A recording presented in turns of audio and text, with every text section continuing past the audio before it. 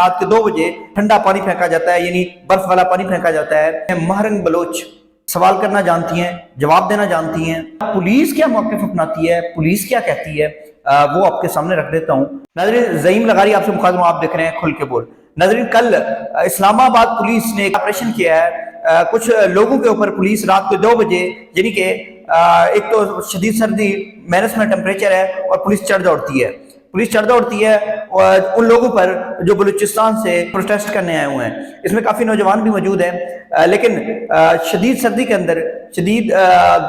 کے اندر جب temperature minus ہے، رات کے 2 بجے ان کے اوپر واٹر کینن کے ساتھ ٹھنڈا پانی پھینکا جاتا ہے، یعنی برف والا پانی پھینکا جاتا ہے۔ یاد رکھیے گا ناظرین، اس کے اندر خواتین، نوجوان لڑکے، بزرگ شہری اور چھوٹے بچے اور نوجوان لڑکیاں موجود تھیں۔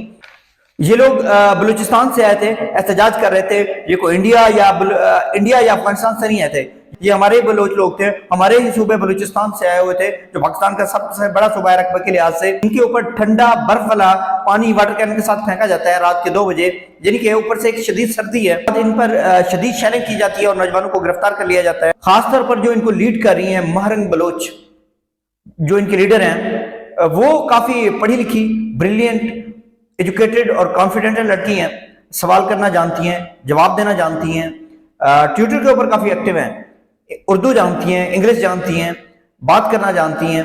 مہرنگ بلوچ جو ہے انتہائی بہادر دلیر لڑکی ہے، وہ ٹویٹر کے اوپر پوری دنیا کو آواز دی ہے۔ ٹویٹر کے اوپر لکھتی ہیں، ٹویٹر کے اوپر رات کو 2 بجے لکھتی ہیں، وہ لکھتی ہیں کہ دنیا دیکھ رہی ہے یا نہیں دیکھ رہی کہ رات کے 2 بجے ہمارے اوپر ٹھنڈا برف والا پانی پھینکا گیا ہے، جن کے بے حسی کی انتہا ہے۔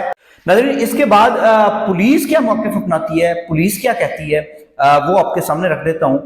پولیس کہہ جاتی ہے 20 دسمبر 5 بجے معلوم ہوا کہ چیئرپرسن بلوچ یکجہتی کمیٹی ڈاکٹر مہرنگ بلوچ کی قیادت میں کچھ مظاہرین پشاور ٹول پلازا پر جمع ہیں۔ مظاہرین 8 گاڑیوں پر 12 بچے اور 45 خواتین سمیت تقریباً 250 تھے۔ ایس ایس پی اور ایس ایس پی صدر نے ان کے ساتھ مذاکرات کیے، مظاہرین کو H9 سیکٹر میں اپنا احتجاج ریکارڈ کرانے کے لیے جگہ کی پیشکش کی۔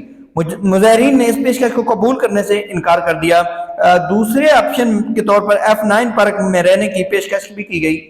مظاہرین زبردستی اسلام آباد کے دائرے میں داخل ہونا چاہتے اور داخل ہو گئے۔ مظاہرین نے 26 نمبر چنگی پر سڑکیں دونوں طرف سے بلاک کر دی۔ ہم نے مظاہرین کو آگاہ کیا کہ یہ جو ایریا ہے، یہ جو علاقہ ہے، یہ ریڈ زون کے ای میں آتا ہے، یہاں پہ احتجاج کرنے پہ پابندی ہے۔ پریس کلب کے باہر مظاہرین نے پولیس پر پتھراؤ کیا اور الزام پولیس پر لگایا۔ پولیس نے مجموعی طور پر 300 لوگوں کو گرفتار کیا۔ اب یہ دیکھیں کہ پہلے پولیس کہہ رہی کہ 250 لوگ اسلام آباد میں داخل ہوئے ہیں، اب پولیس کہہ رہی ہے کہ ہم نے 300 لوگ گرفتار کیے ہیں، جن میں سے 5 خواتین بھی تھی۔ مظاہرین نے قانون ہاتھ میں لیا اور ریاست کے خلاف نعرے بازی کی، جس وجہ سے ہم نے ایکشن لیا۔ یہ موقف اپنایا گیا ہے پولیس کی جانب سے۔ جو موقف تھا وہ میں نے آپ کے سامنے رکھ دیا ہے۔ اب فیصلہ آپ نے کرنا ہے، رائے آپ نے دینی ہے۔ اپنے کومنٹس میں ضرور بتائیے گا کہ پولیس نے کس حد تک ٹھیک کیا ہے، کس حد تک غلط کیا ہے، کومنٹس میں آپ نے ضرور بتانا ہے۔ اگر میری ویڈیو کو ابھی تک شیئر نہیں کیا تو شیئر ضرور کر دیجیے گا۔ مجھے اجازت دیجیے گا، اللہ حافظ، اللہ نگہبان۔